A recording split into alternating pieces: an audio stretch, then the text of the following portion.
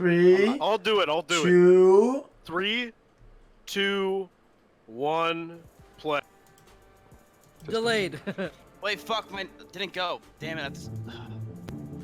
Why did I get delayed? In 1950, an article was published in multiple American good. newspapers highlighting numerous unexplained disappearances between the coast of Florida and the island of Bermuda. The article details 5 separate incidents over the previous half-decade in which 1 boat, 9 planes, and some 135 civilians and crewmen vanished without a trace. I'm trying It to was Oreo the with my first time coffee. this particular region of the ocean was suspected of being abnormally Use prone together to to watch together. vanishments. It's But really as the author failed to provide a cause for this alleged abnormality, a provocative mystery was born. In 1952, a magazine specializing in the paranormal outlined the region of interest as a triangle between the US state of Florida as well as the 2 islands of Puerto Rico and Bermuda. I lived in Florida. If this triangular shape seems almost arbitrarily selected, it's because it was. The author makes no attempt to justify their selection of this shape. Once this idea of an enigmatic triangle had been thrust upon the world, its eventual name was inevitable. A 1964 issue of the American pulp fiction magazine Argosy featured a cover with the caption, "Lost in the Bermuda Triangle." The article inside covers many of the same vanishments as the previous 2, but with a severely embellished narrative, complete with fictitious quotes and alarming suppositions. Which is exactly what you'd expect from a magazine predominantly about fiction. Few would suppose a magazine with a sensational cover like this to supply them with a scientifically sound and comprehensively researched analysis. That And sucks. why would you? Argosy was targeting a very specific crowd. The plebs. Those who seek to be entertained by mysteries, not those who seek to understand them. The Bermuda Triangle is, and has always been, a mystery for mystery's sake. The very definition of a legend. Gasp. This guy has a nice voice. That was actually very informational. So what they're saying is that there's no reason for the second point to be there. It just makes a triangle, so it's whatever. Yeah. That sucks. One of the oldest stories said to exemplify the mysterious qualities of the Bermuda Triangle is that of the first transatlantic voyage by Christopher Columbus in 1492. 3 events are said to be of Columbus note. was a The crew murderer. observed a fireball wasn't of he some a total kind, piece of their shit that, like, compasses fucked everything up? inexplicably malfunctioned, and a Yeah, strange light seemed to be suspended above the ocean surface. The fireball was more precisely described as a marvelous branch of fire that fell from the sky into the sea. While invoking aliens and UFOs would certainly be more exciting, there's really no need, as a meteor would be more than qualified to account for that description. In fact, shooting stars are the most common in September due to the orbit and tilt of the Earth, and this sighting occurred on September the 15th. On September the 17th, the crew noticed their compasses misaligned with the North Star. This was certainly alarming at the time, but we've since learned that this is due to an effect known as magnetic declination. In short, the needle in a compass aligns with magnetic north, while the North Star aligns with true Yeah, it's north. annoying. More In Rustic, importantly, it's really annoying. however, neither of these 2 events occurred anywhere near the Bermuda Triangle, but in the middle of the North Atlantic, a fact that many seem to conveniently disregard. However, the strange light was indeed sighted within the confines of the triangle. Columbus described the light as a small Omega wax Lol candle xQc that rose streaming at and 1 lifted PM up. as Finley. But he also believed it to be an indication of land and never described it as inexplicable. In fact, mere hours after observing the light, a crewman first caught sight of the American continent, supporting Columbus's suspicion Stop! that New tweet. 3, 2, New tweet. 1. Pause. Pause. Wait. Go. by landmass, perhaps a torch or bonfire by the invasion. As should be evident by now, this is all very mysterious, as long as you Titanic. refrain from looking beneath the surface. It's kind of creepy. 447-149, Jack! Tell me something. What the hell is happening here? It's flight number 19! 19 what? It's that training mission from the Naval Air Station at Fort Lauderdale! Who flies crates like these anymore? No one! These planes were reported missing in 1945. Flight 19, featured here in Close Encounters of the Third Kind, is possibly the most famous disappearance connected to the Bermuda Triangle. Some would argue it is the catalyst for the entire phenomenon. The story goes like this. On the 5th of December 1945, a squadron of 5 planes departed a naval air station in Fort Lauderdale, Florida. It was a routine navigation exercise that should not have posed a problem for these 14 experienced pilots and crewmen. Some 2 hours into the exercise, the squadron was supposed to be heading back when the pilot of the leading plane reported that he'd become disoriented as both his compasses were malfunctioning. Multiple stations maintained sporadic contact with Flight 19, attempting to determine their current location with little to no success. Communications between the 5 planes were also intercepted, and they could be heard arguing over directions and bearings. As the minutes passed, the signal between the towers and Flight 19 gradually weakened, and it became increasingly difficult to maintain a stable line of communication. That's scary. Roughly 4 hours after takeoff, Navy personnel was able to approximate the flight's current location at some 200 kilometers north of their intended flight path. A flying boat with designation ST-49 was consequently dispatched to this location, but after a routine transmission, it inexplicably disappeared. 5 hours after takeoff, a final transmission was intercepted. It was simply a failed attempt by one plane to contact another, and Flight 19 was never seen or heard from again. That's pretty crazy though. That is creepy, dude. That's But creepy as I shit, dude. suspect the devil is not in the ocean, but in the details. The 5 planes were piloted by 4 students and 1 flight instructor named Charles Taylor. Upon departure, one of the students assumed the role of flight leader, while Taylor merely acted as a supervisor. After turning north towards the island of Grand Bahama, Taylor believed the student to be guiding them in the wrong direction, so he assumed command of the flight. As you read the radio logs and testimonies by Navy personnel, it becomes evident that Taylor confused the islands in the Bahamas for the islands in the Florida Keys. Fucking He was heard idiots. saying, Common mistake. both my compasses are Common out and I'm trying to find Fort Lauderdale, Florida. I am over land, but it's broken. I'm sure I'm in the Keys, but I don't know how far down, and I don't know how to get to Fort Lauderdale. In other words, he confused his actual position for this position. This may be hard to accept, as Taylor was an experienced pilot, but then consider this.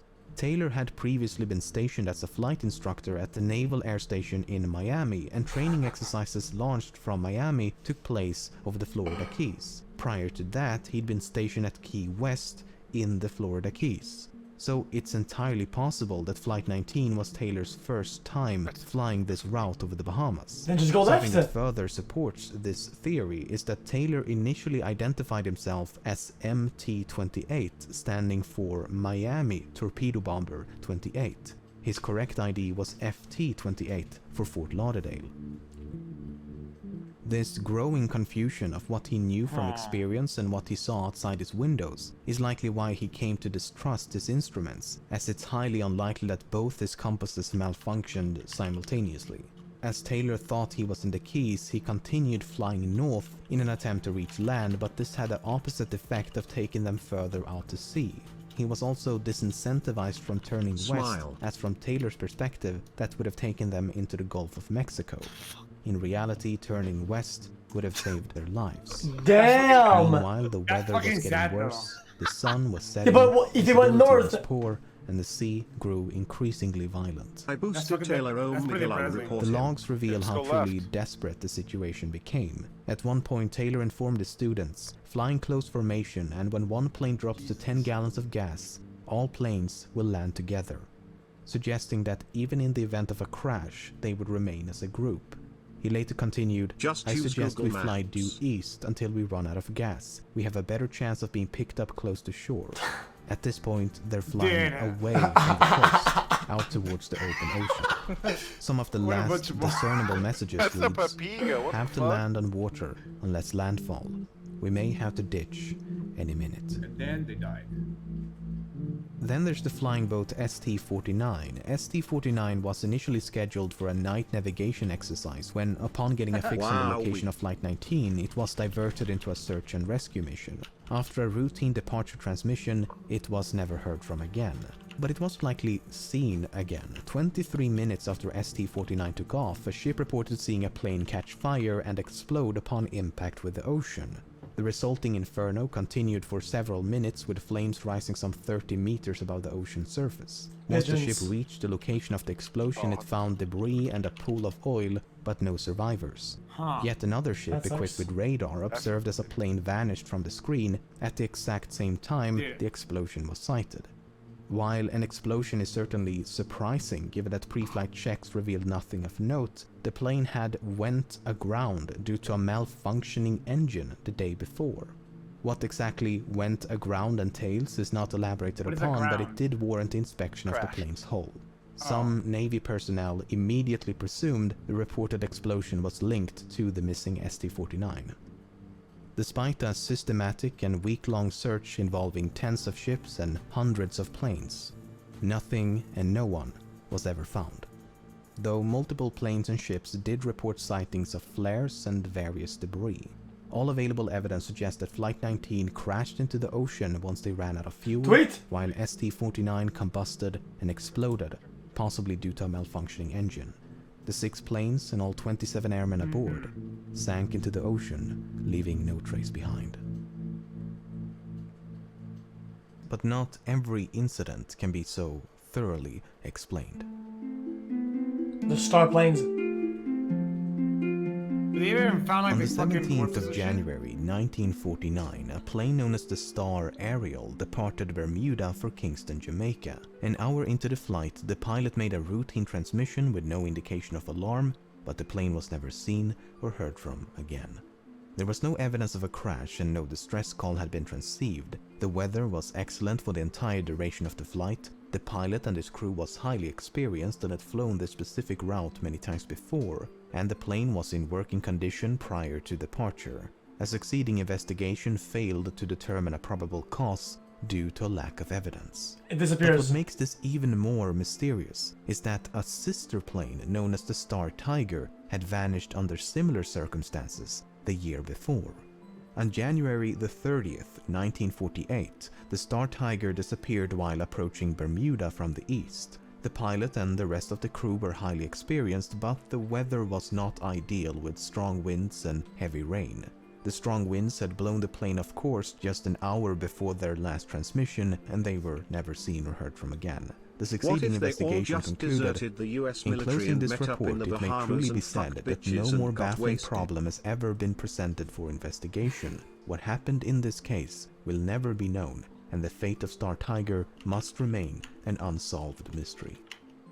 But even in information-deprived cases like these, natural explanations do exist. For example, the accident report of the Star Tiger revealed that the plane had been poorly maintained and known defects remained unrectified. Subsequent investigations also found that this particular type of airplane had a heater in the cabin that was prone to malfunction, and due to poor design, there was a chance of combustion and explosion. 2 pilots experienced with this type of aircraft believed this was a real possibility, and one of them stated, "My theory is that hydraulic vapor escaped from a leak which got onto a hot heater and caused an explosion." Dude, fuck flying. I don't want to go on planes anymore. Yeah, exactly. Honestly, fuck flying. Perhaps one of the most mysterious incidents is that of the 5-masted sailing vessel Carol A. Deering. On January the 9th, 1921, the Deering departed the island of Barbados and set sail for Norfolk, Virginia. Less than 3 weeks later, the ship was sighted by a lightship near the coast of North Carolina, and the lightship's engineer took this photograph as she passed by. That's nice. The person at the helm of the Deering hailed the lightship and used a megaphone to inform them that they had lost both their anchors. The ship then progressed up the coast towards Norfolk, but she never arrived. 2 days after the sighting by the lightship keepers, the Deering was located by the Coast Guard. The ship had run aground in an area known as the Diamond Shoals and appeared to have been abandoned. This was confirmed once the ship was boarded a few days later, and the ship's log, the crew's personal belongings, key navigational equipment, various documents, 2 lifeboats, as well as the ship's 2 anchors were found to be missing. Furthermore, the steering wheel and other equipment also appeared to have been intentionally destroyed Yeah, with a I don't watch sledgehammer. these kind of videos. There was no sign of the I have 11 crewmen, ADHD. and they have never been seen or heard from since. A few months later, a man named Christopher Columbus Gray discovered a message in a bottle not far from the wreckage, and it reads as follows: Deering captured by oil-burning ship, something like a chaser, taking off everything, handcuffing crew hiding all over ship, no chance of escape. Finder, please notify headquarters of Deering. The message was perceived to be genuine, and thus it was presumed that the crew of the Carroll A. Deering had fallen victim to piracy. Pirates. But then, a few months after that, Atlas handwriting release. experts proved Fucking that pirates. Gray himself had written the message and that the entire thing was a hoax. But Gray may not have been too far off, as there is evidence to suggest that a mutiny took place. The US State Department issued a statement at the time in which they wrote, "There is every suspicion of foul play." Hold up. First of all, the person who hailed the lightship was not the captain. Sorry. He was described by the lightship keeper as a red-headed man with a Scandinavian accent. So, me without a soul. While this description could not have been that of the captain, it was descriptive of the other crewmen, most of which were Danes, which of course only strengthens the possibility of mutiny. Secondly, later investigations found that the relationship between the captain and the crew was strenuous at best. Prior to departing Barbados, both the captain and the first mate spoke ill of each other, and the captain was concerned that the crew might turn on him. The first mate had also requested a ship of his own, and when this request was denied, he boasted that he would get the captain before they reached their destination. He was The gonna first yoink mate it the whole was time. subsequently arrested Dude, because of Montgomery, this, dude, but Jesus was later Christ. bailed out by the captain himself, who forgave Hold up. him. I'm for gonna what disrupt he a little said. bit. So there's plenty of many evidence noises. to suspect a mutiny. Nevertheless, this cannot fully explain why the ship was subsequently abandoned or why the crew disappeared so completely. But it gets even stranger. Soon after the Deering had passed the lightship, yet another vessel appeared. It was a large steamship painted black, roughly sailing in the wake of the Deering. The Titanic. When the lightship hailed the vessel, not only was the hail ignored, but the crewmen unfurled a canvas to cover the ship's nameplate before speeding away. Some have speculated that this could have been the American steamship SS Hewitt that vanished around the same time, but unless further evidence can be unraveled, there is no way to know. So perhaps Gray was unintentionally correct. Perhaps the mysterious vessel was indeed a pirate ship chasing down the Deering. Or perhaps the crew conspired to commit mutiny.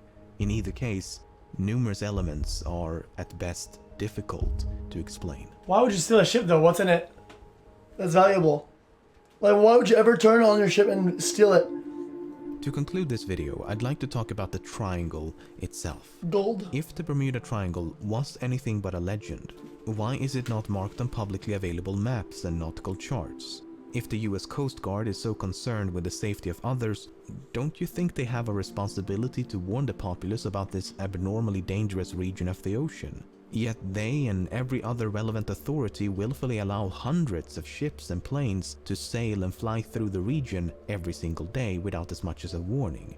If we need a sign for wet floors, a sign for imminent death by supernatural forces seems justifiable. After all, the region that is the Bermuda Triangle is a highly trafficked region of the ocean. Holy Now, shit. one could argue that more traffic equals more accidents, thus more vanishments, but that would almost make a bit too much sense. One of the articles I showcased at the beginning of the video concludes with this open-ended question. Will somebody please come up with an explanation or even suggestion as to just where all these planes, ships, and possibly submarines did go? I'm gonna take a wild stab at this and say the ocean. The ships and planes and possibly submarines sank into the depths of the ocean.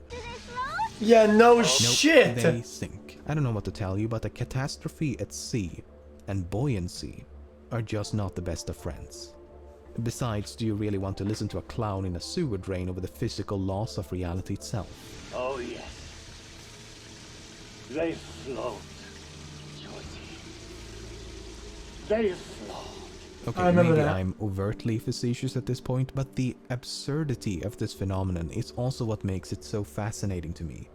Despite my best efforts, I've been totally unsuccessful in my attempts to understand what exactly constitutes as a Bermuda Triangle disappearance. How does one know when to attribute a missing craft to the Bermuda Triangle? It sounds like, and it truly should be, an easy question to answer, but it is anything but. In some cases, such as in the case of Flight 19, the incident occurred within the general confines of the triangle, but Flight 19 is an exception. Most vanishments occur when the route of a plane or ship simply overlapped the triangle. In 1963, a ship known as the SS Marine Sulphur Queen departed a harbor in Beaumont, Texas, heading for Norfolk, Virginia. Her last known location was here, but then she just vanished, as if sinking into some inexplicable abyss. Her disappearance is blamed on the powers of the triangle, despite the fact that the ship is just as likely to have disappeared in the Gulf of Mexico. In fact, the Coast Guard believes she disappeared just before reaching the Florida Keys, but what do they know? In 1954, a plane disappeared while traveling between the US state of Maryland and the Azores. It is said to be a victim of the Bermuda Triangle despite being outside its boundaries.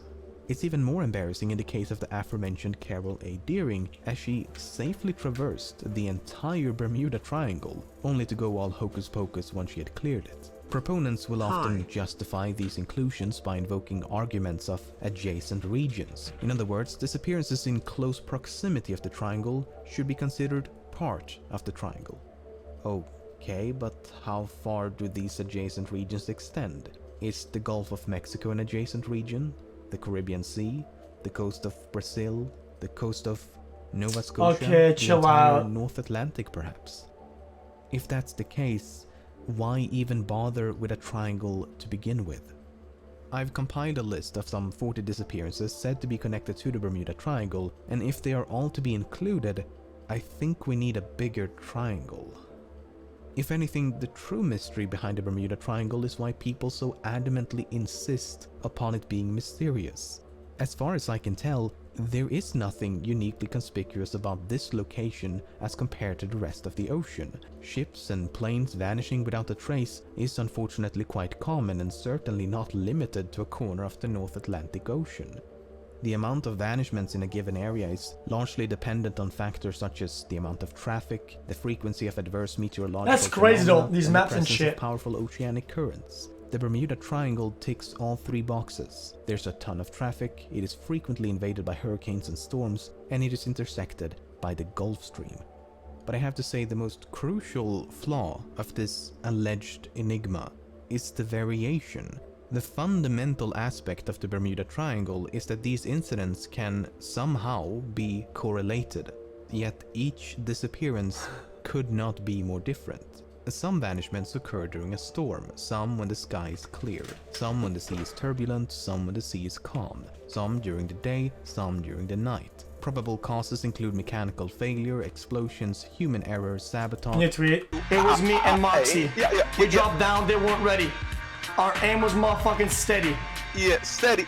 We roll up on that bitch, went scoot scoot. Scoot, scoot. 4 kills, first place. Yeah. Fuck. Yo. Spit some bars. On the shit, on the heat.